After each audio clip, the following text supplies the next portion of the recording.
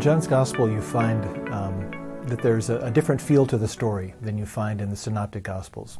When you look at Matthew, Mark, and Luke, you often find rather short episodes in which Jesus meets somebody, perhaps heals the person responds in some way or other, and off you go to the next story.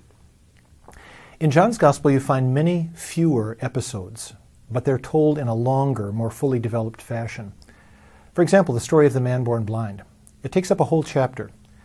And in the course of that story, Jesus performs the healing right at the beginning. But then you find out, well, what happens after somebody's been touched by Jesus? What happens to their lives after that? And so the story continues, showing not only how did Jesus touch him, but what does that mean for Jesus to touch him? How does that shape the way in which he lives? How does that shape the way in which he interacts with people?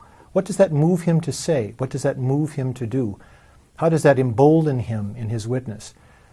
John does this because it's through the people who meet Jesus that we find out something more about what it might mean for us as readers of the gospel to meet Jesus.